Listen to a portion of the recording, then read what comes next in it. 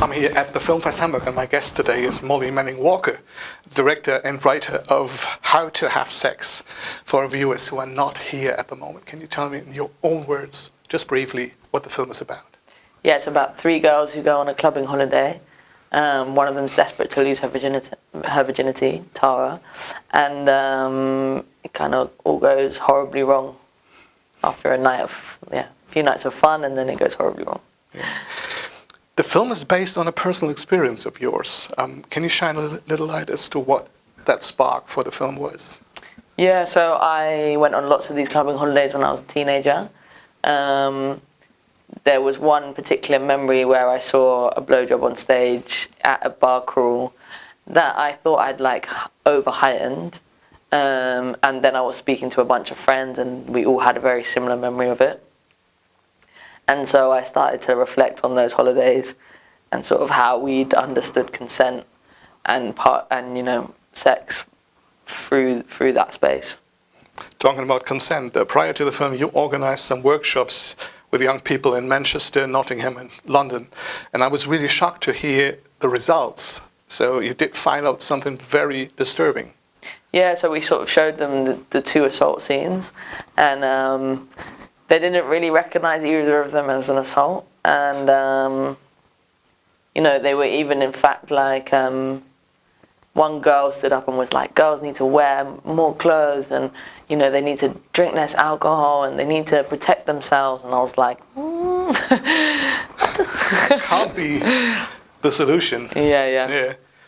I mean, after all these years of discussion going on, like Me Too and everything else, how does it come, or do you have an explanation why people still don't recognize these non-consensual situations as attacks? I think it's so ingrained in our society and so ingrained in how we understand how to have sex, and I think there's a real lack of conversation around sex in general, and so I think, and there's so much shame with like female pleasure and this understanding that people look at porn and people, so I don't think until there's like an open conversation that is really genuine and human, then I think it's going to continue to happen. Exactly. So with these workshops, you proved the importance of the topic. So how easy was it afterwards to get everything financed, or was it even harder? No, so this was the change for us when we took back the records of the workshops. Everyone was like, "You need to go and make this film. Like, here's the money." So yeah, the finance. I can't speak too closely because the producers did all the work, but yeah, it wasn't too difficult at that point. Yeah. What I really love about the film is when directors trust their audience. So you don't explain everything. The most important stuff you only get by looking into the incredible protagonist's eyes. But this only works if you have talented actors on board. So like you did with Mia McKenna-Bruce. So how and where did you find her? Yeah, she's a superstar. She was one of the very early tapes that came in. And straight away I was like, her eyes are incredible. She tells so much, She's fun and loud and bubbly, but also you can see so much going on. And so what we thought was going to be the most difficult role to cast actually became the easiest. And then it was more, everyone else was the complicated bit. So you casted everyone else around her? Exactly, yeah. Yeah. Okay. Yesterday, after the screening, you said that you have a very special approach in rehearsing, which includes little cameras. Mm-hmm. Yeah, so we sort of wrote up the backstories for everyone in quite a lot of detail, and then we would interview each other, and they would interview each other. So it became very real and raw, on DV cameras, and they would sort of film themselves like as if it was sort of like a vlog or so yeah, it always like stemmed from this kind of real background. Yeah, it obviously worked. So when you're dealing with such a delicate topic, how did you make sure that these young actors feel safe? I spotted a mental health coach in the credits, and did you also work with an intimacy coordinator? Yeah, so we had an intimacy coordinator. We had free counselling available to all cast and crew on the set, and actually in post as well. we had a thing called Soulless Mind, which is like you can write to them at any time and they pick up the phone. Or for me, it was really important that if we're going to make a film about this topic, that everyone was protected, that no one gets more traumatized or traumatized. But also it was important to me in just the way that we ran the set. You know, we had loads of fun. Like, we played football every Sunday.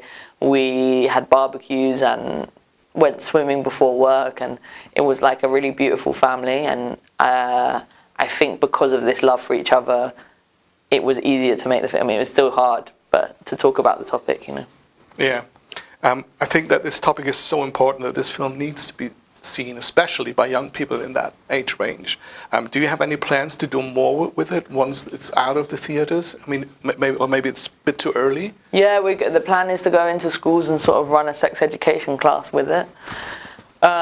It's tricky to get into schools because of curriculum and, you know, so it might be youth clubs, it might be sports clubs, I don't know. We're just going to try and figure out the best way in at this point. Yeah. This is your directorial feature debut after having made 3 short films. But you're also a DOP, and you have worked on another film that I absolutely adore, Scrapper, by Charlotte Reagan, which I saw at the Filmfest Munich 2 or 3 months ago. And it's also being shown here in Hamburg as well. So sadly, it doesn't have a German distributor yet. So it doesn't. At least I'm not aware of it. It's doing so well in the box office in the UK. It's killing it. Yeah, I hope it's going to get a distributor here. And it's sadly a bit hidden here in the children's strand. So I talked to Charlotte at the Edinburgh International Film Festival, and so how was working with her on that film? Yeah, she's amazing, to be honest. She's definitely, all of the success of How to Have Sex is definitely down to her as well, you know. Like, I learned so much from her. She's so generous with her time. She's a real friend. She creates a community on set, and she makes everyone really excited to do their best work. She's also no nonsense, and if there's any problems on set, she's going to stop it straight away. She creates a real safe environment, and she's also super creative. If something isn't working, she's going to turn it on its head, and I'm like, wow, how did you do that? Yeah, I'm a big Charlotte Reagan fan. Yeah, as I said, I love that film. And I love yours, of course. So for How to Have Sex, you have worked with another DOP, Nicolas Cangini, yeah. Okay, that's how it's pronounced. Was it hard to give away something you do yourself usually? Yeah, it was definitely hard to give away. I mean, it helped that I was very distracted, you know, 6 main cast, 200 people a day for the first 2 weeks. So I didn't have much time to think, I wonder if I was holding the camera, you know. But yeah, he did a great job, so... Yeah, he did. Yeah. And was it hard or easy to communicate, to convince him about what you want to see? I don't know, it was a constant collaboration. But no, it wasn't hard. Yeah. I make these crazy documents with like all my prep in them. So I hand storyboarded the entire film, showed no one, and then I...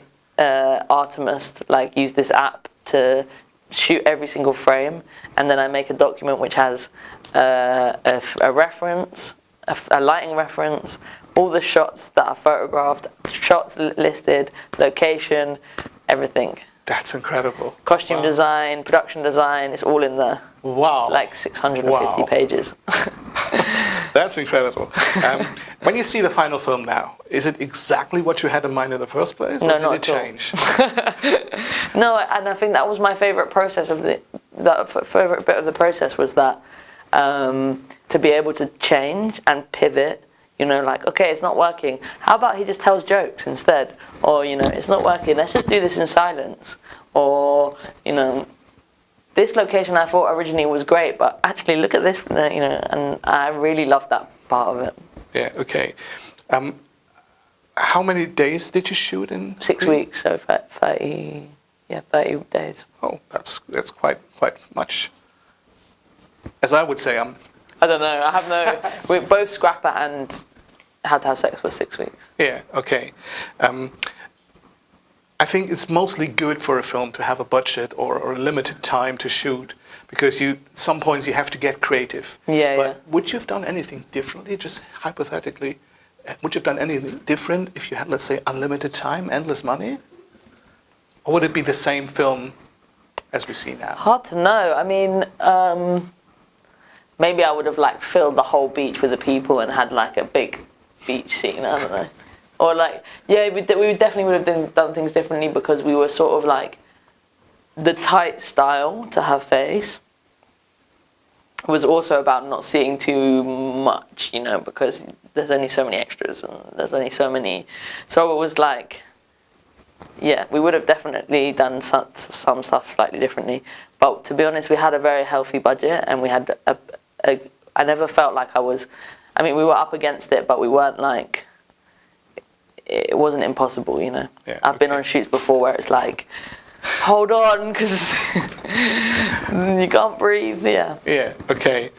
And then you got into Cannes after not being able to show your short film there because of the pandemic. So how was it to be in a cinema with your own film? Yeah, to be honest, I hated the screening in Cannes because it's the first time I've seen it with an audience.